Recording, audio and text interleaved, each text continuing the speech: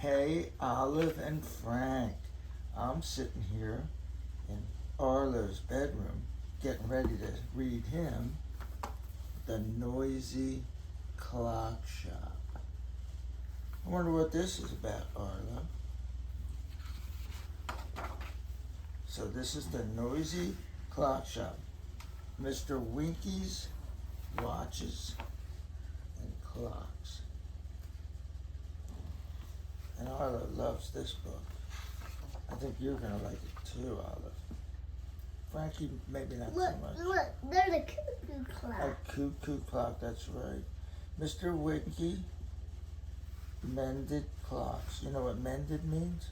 He fixed clocks, right?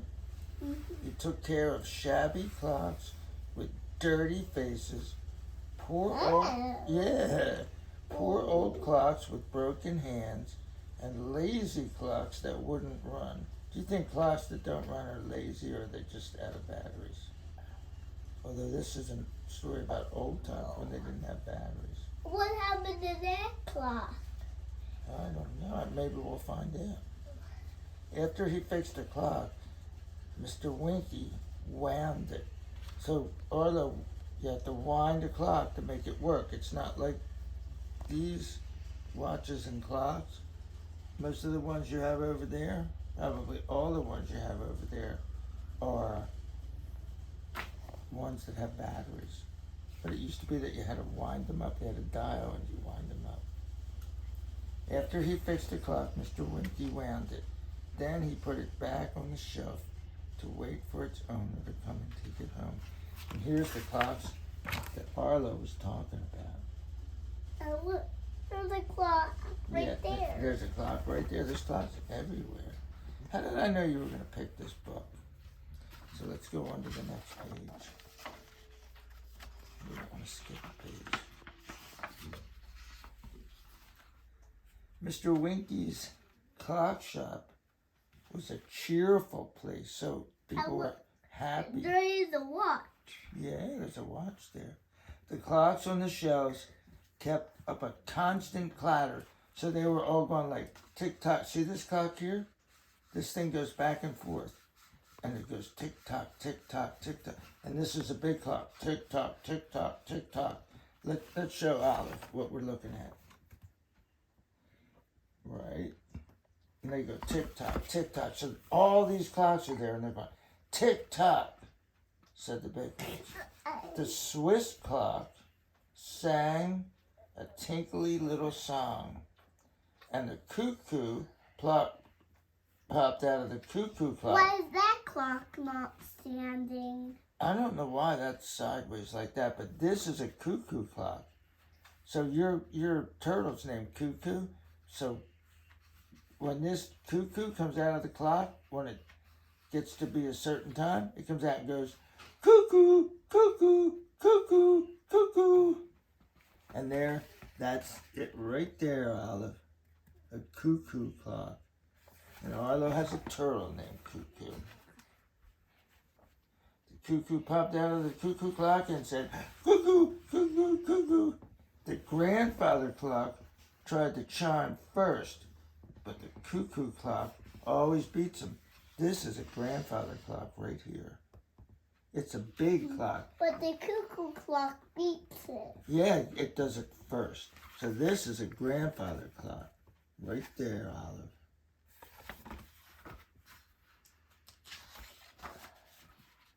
One day, Mr. Winky was sitting at his workbench, enjoying all the ticks and tocks, and the ting-a-lings. It's in light blue. Look at that. It's in light blue. I can't even see it. And dings and dongs. Ding dong, ding dong. So these, like some of these, like this one and this big grandfather clock, when it gets to be 12 o'clock, they go ding dong, ding dong, ding dong. Oh. And ding dongs. And when the door of the shop flew open, "Hello, Mr. Glom," said Mr. Winky. What can I do for you? Do you know what the word glum means? Yeah. It means sad. So this is Mr. Glum right here.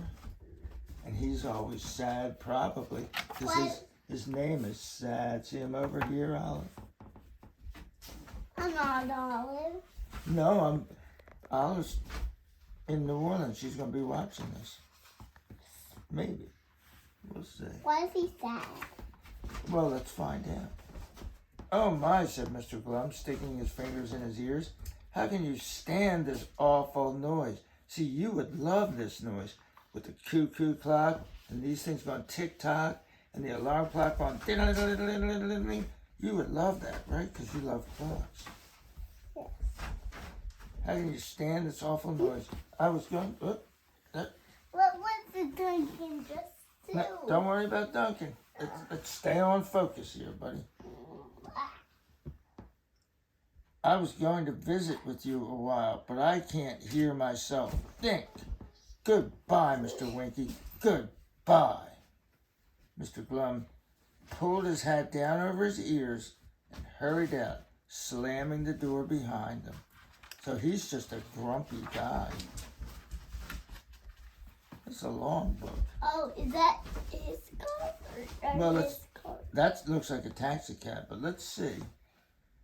But why is his hat off? Well, I don't know. Let's find out. Maybe it's stealing his car. See, I don't think he's stealing a car. So over here, we have to read this, and we'll find out about this guy. See, this is how books work. We read this, and we find out about this guy. We read this, we find out about this guy. And then we read this, and we find out about this trolley. Well, that's what Daniel has, a trolley. Yeah? At first, Mr. Winky laughed. Then he felt hurt. He could have been a little more polite, he murmured. Who got hurt? No, it wasn't. He felt hurt. He felt hurt here. Not that he got hurt like a boo-boo. He felt hurt. He was upset because the man wasn't nice to him. Sometimes we tell you, hey, be nice, right? So... And did he get hurt? I don't know. Let's find out. Then he tried to think of something clever to say to Mr. Glum. The next time he saw him, he tried and tried, but he couldn't think of a single thing. Why, he cried, sticking his fingers in his ears. This place is so noisy, I can't hear myself think. He jumped up from his workbench, pulled his hat down on his head, and hurried out, slamming the door behind him. So here he is doing that. And let's show Olive. Here he is down here. He's doing that. And then we're going to be talking about what happens over here. And I think it all has to do with Mr. Winky. It's nice and quiet out here, he said, as he walked briskly down the street. He looked to the right and to the left and was just about to step off the curb when... Screech! A taxi horn blew, and screech! Some brakes were squealed. Mr. Winky jumped a foot into the air, so he almost got hit by this car because he wasn't paying attention. Why was he not So this is paying Mr. attention? Winky. Why He was lost in his thoughts. Why was he not paying attention? So now we have the answer to your question, Arlo. His hat's off because he jumped up in the air to get out of the way of the taxi. He just wasn't paying attention. Woo, that was a narrow squeak, he said. He looked up and down the street again and then stepped off the curb. Clang, clang, clang, screeched the trolley car. And there's the trolley car right there. And let's show Olive again because she's a little kid. And she's like, wait a minute, I don't remember a trolley car. And they have trolley cars in New Orleans, don't they? Yes. Yep. Yeah. Oh, howled Mr. Winky. He pulled his hat down on his head and ran as fast as he could to the railroad station. I must get out of this city, he said. It's so noisy, I can't hear myself think. And so here he is at the railroad station.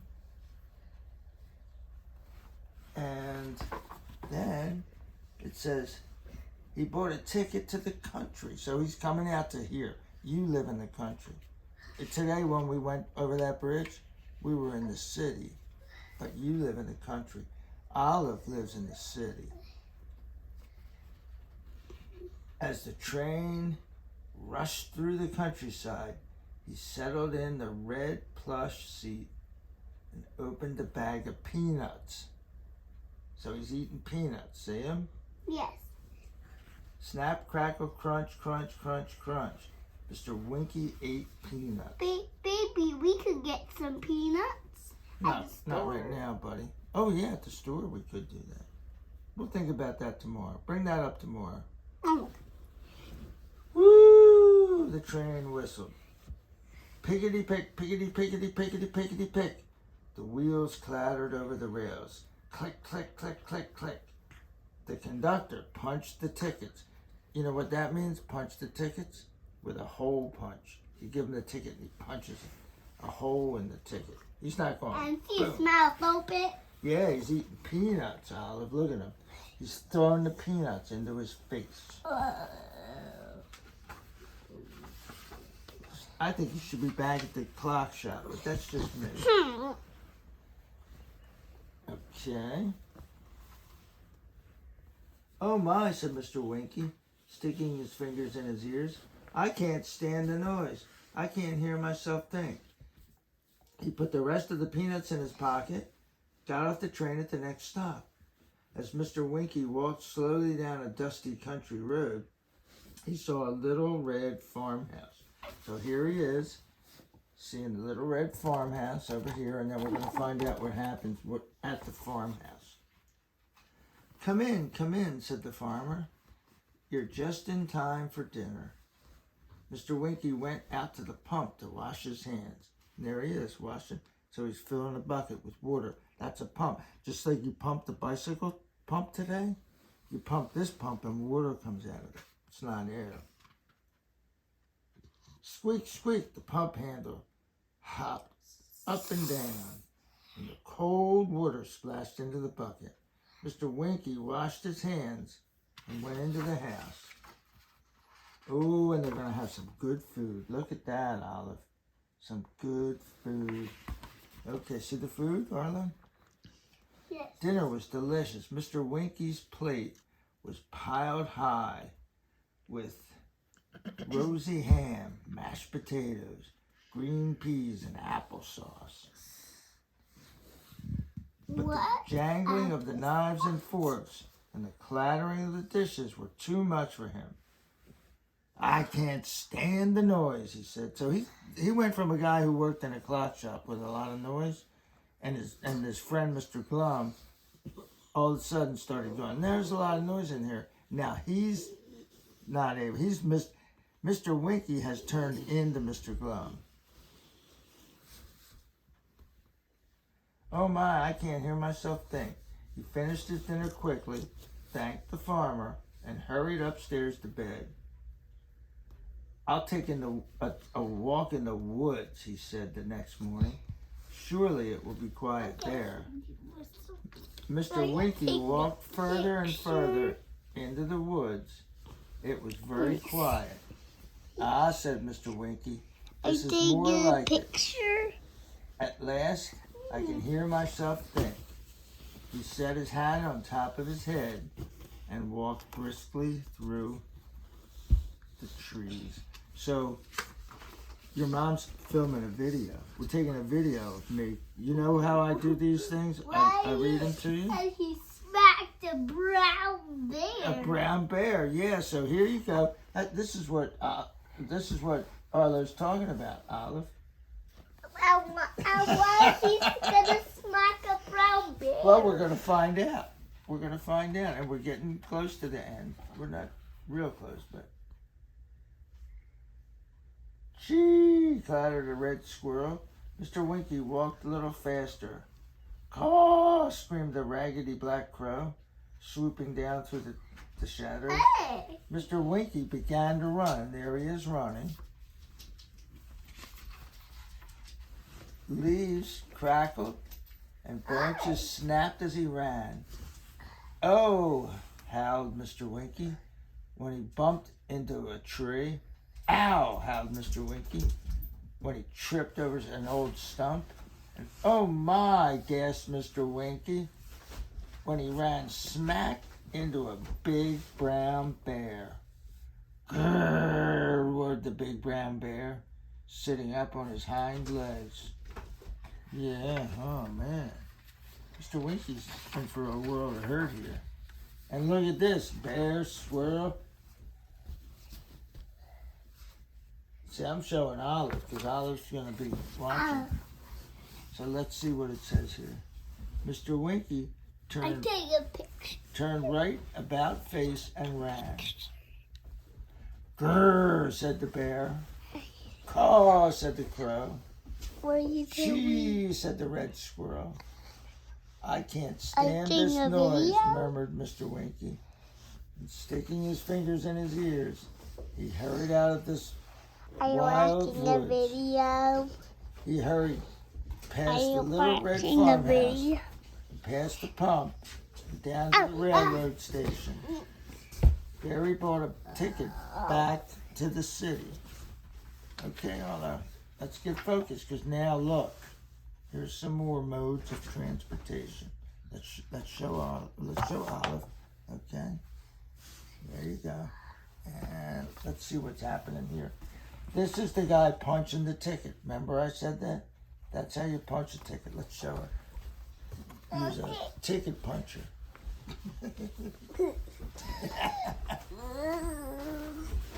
Oh no. As the train rushed through the countryside, he settled back into the red plush seat and began to eat peanuts. So he still has his peanuts with him. Snap, crackle, crunch, crunch, crunch, crunch. Mr. Winky ate some peanuts. Whoo! The train whistled. Pickety pick, pickety pickety pick, pickety pick, pickety pick. The wheels clattered over the rails, and click, click, click. The conductor punched tickets. And we saw him do that. Mr. Winky got off the train, and when he reached the city, he started toward his clock shop.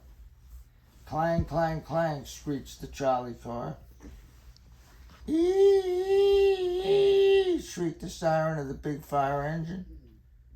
And squash, squash, squash, tooted the taxi horn.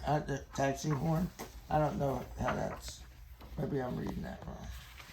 Maybe I don't know how to pronounce that. Mr. Winky watched for his chance, then scuttled across the street and hurried into his clock shop. He didn't wait to take his hat off before he went over to his workbench. And here he is, he's running back to the shop here, and then here's when he's in the shop. So let's see what happens. But something was wrong. What was the matter? Mr. Winky looked around uneasily.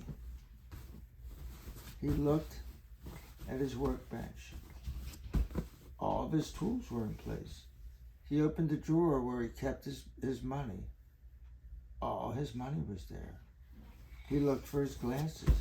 They were right where he had left them behind before he left. What could be wrong? What could be wrong? Let's find out. Oh my, said Mr. Winky. It's quiet in here. There isn't a sound. Do you know why? Yes. Why? Because there's no ticking sound. I bet that's right. I bet you're right about that, Arlo. Why are there no ticking sounds? Well, let's find out. And sure enough, there wasn't a single tick or tock to be heard. The clocks hadn't been wound. Remember I told you had to wind them up back then. The clocks hadn't been wound, and they had all stopped. And we're gonna like make sure that your mom can rest her arms in a couple pages. I can't stand this silence, roared Mr. Winky. So that's pretty funny. He kept going, oh, it's too noisy, I can't stand it. But you know what he likes less than noise? silence. But your grandpa loved silence. Sticking his fingers in his ears, he went right to work. He began winding the clocks. He wound the big ones and the small ones. He wound the cuckoo clock and the grandfather clock and the tinkly little Swiss clock. Where's the little twinkly Swiss clock? I think it's this one here that he's talking about. I think that's the Swiss clock. Right there. And Mommy agrees. The cameraman agrees. Soon all the clocks began to talk. Tick, tickety tick, tickety tick, whispered the little clocks. Tock, tock, said the big ones. Cuckoo, cuckoo, cuckoo, whistled the cuckoo clock. And the grandfather clock chimed the cheery bong, bong.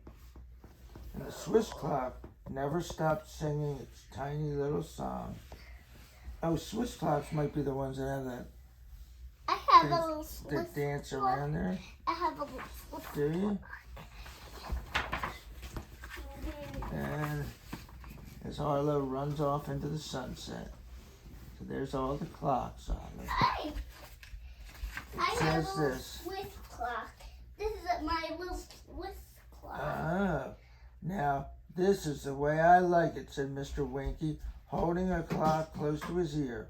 I dearly love a cheerful shop, and who wants to hear himself think anyway? Come on in here, Arlo. Let's show this to Olive. There he is in the shop, and it's time for you to go to bed, Mr. Arlo Clark. Peace out.